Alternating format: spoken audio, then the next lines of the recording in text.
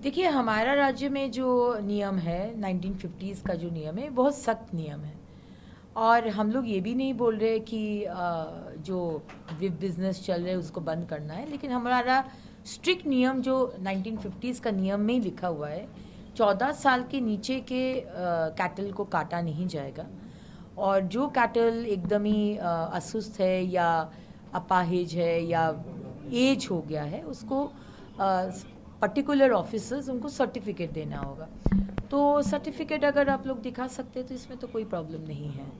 लेकिन 1950s का जो जो आइन हमारे राज्य में है वो दूसरे राज्य में नहीं है, और ये राज्य में बहुत सख्त आइन है। ये अलग बात है कि अभी तक वो आइन लागू नहीं किया गया था, क्योंकि पिछला सरकार बहुत सारा आइन नहीं मानते थे, वोट बैंक का हिसाब करते थे। लेकिन इस सरकार में वो नहीं होगा, क्योंकि हम लोग काउस को माता भगवान समझते हैं। तो ये थोड़ा सा सेंटिमेंटल इशू भी है, लेकिन नियम तो सबके लिए एक ही है। आज अगर आवाज़ बंद करने का जो 50 डेसिबल के अंदर में जो करने का जो नियम है वो तो सबके लिए है, वो तो सिर्फ कुछ पर्टिकुलर धर्म के लिए है नहीं है। पब्लिक रास्ता, पब्लिक का जगह बंद करके पब्लिक को असुविधा करके वो सबके लिए है। ये कोई धर्म या कोई पार्टी या कोई रंग देख कर नहीं है। तो नियम सबके लिए सेम है। ये हम धन्यवाद देना चाहते हैं तोहा सिद्दीकी को कि इस जो स्टैंड अप लिए हैं। मुझे लगता है कि ये एक बड़ा फोकस के लिए, बड़ा जो हम लोग राज्य को बहुत आगे लेके जाना चाहते हैं, क्योंकि बहुत टाइम लॉस हो गया। 15 साल, उसके आगे 34 साल, 50 साल के ऊपर बंगाल को कुछ नहीं मिला। और बंगाल को नहीं मिला माने हिंदू को भी नहीं मिला, मुसलमान को भी नहीं मिला। तो आइए सब एक साथ थोड़ा सा कॉम्प्रोमाइज़, थोड़ा सा एडजस्टमेंट करके राज्य को आगे लेके जाए सब, ताकि हम लोग का, हमारे संतान लोग का, सबका अच्छा हो, सबका भलाई हो। दीदी, सरकार बनने के बाद आज पहली बार मुख्यमंत्री उत्तर बंगाल गए हैं और वहाँ उन्होंने एडमिनिस्ट्रेटिव मीटिंग के साथ साथ विभिन्न विषयों पर आज बैठक की है। आप भी उसमें ऑनलाइन सम्मिलित थी, थोड़ा हमें बताएं कि मैंने किन किन विषयों को लेकर के आज जो बैठक हुई। बहुत विषय को लेकर बैठक हुआ, और इतना माइन्यूटेस्ट पॉइंट को लेकर माननीय मुख्यमंत्री जी आज बैठक लिए। पहले तो धन्यवाद देना चाहते हैं माननीय मुख्यमंत्री जी को कि आज उनका जो पहला प्रशासनिक बैठक वो उत्तर बंगाल से शुरू किए, जो उत्तर बंगाल 15 साल बहुत ही वंचित हुआ है।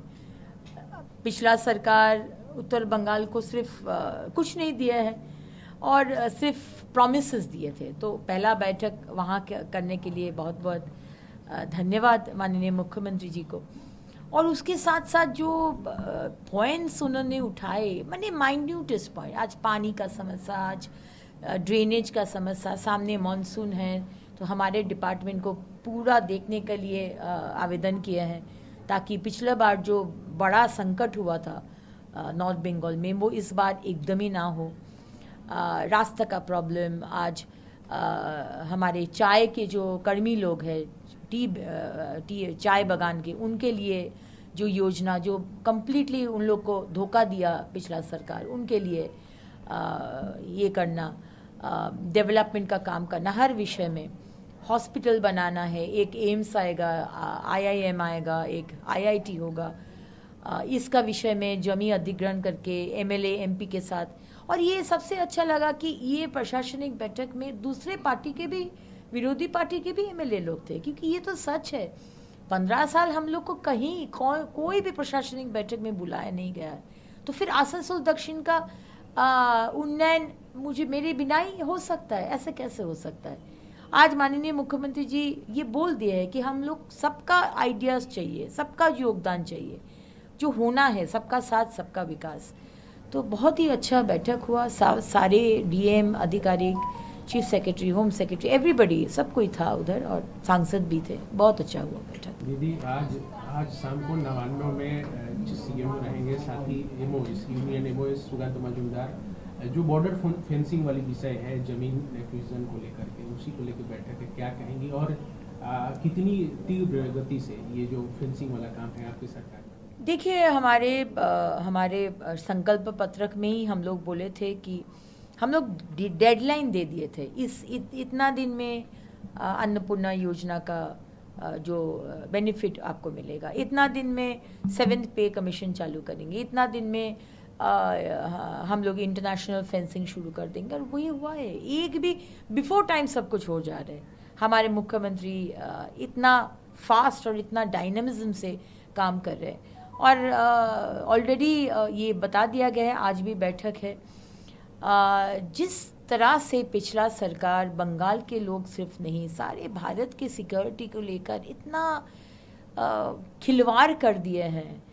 सारे टेररिस्ट, इलीगल इन्फिल्ट्रेटर्स बंगाल से घुसे और सारे देश में जाकर टेररिज्म एक्टिविटी किए। ये कोई हक नहीं था ममता बनर्जी और आप तृणमूल सरकार के करने में। लेकिन आज पहला दिन से माननीय मुख्यमंत्री जी बीएसएफ को ये देना और स्ट्रिक्टली बोल दिया है कि कैटल स्मगलिंग, महिला का trafficking, drugs, fake currency, complete zero tolerance विषय ये माननीय मुख्यमंत्री जी एकदम स्ट्रिक्टली आधिकारिक को बोल दिया है।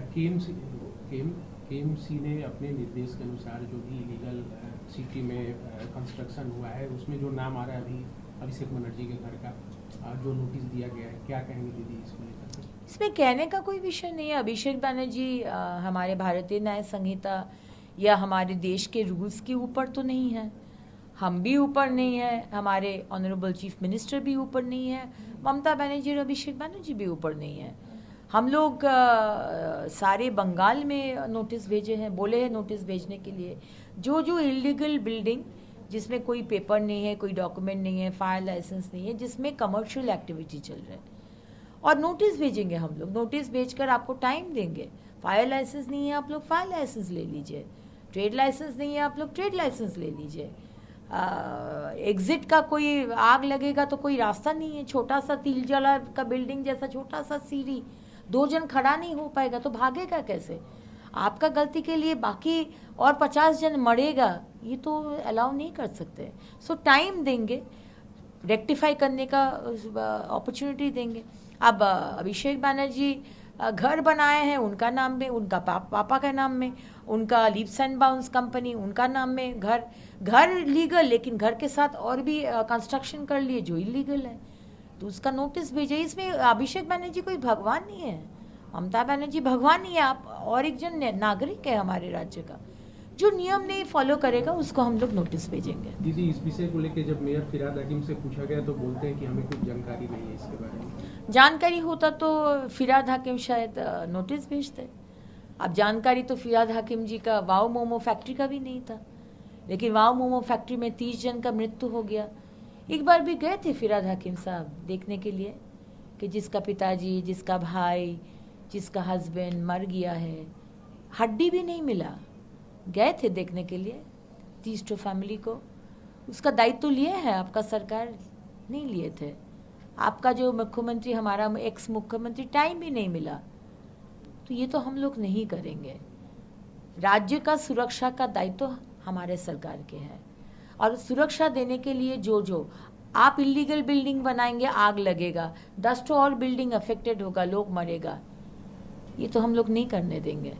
तो जो करना है सुरक्षा देने के लिए, जो नियम है, जो आईन है, ये हम लोग करेंगे।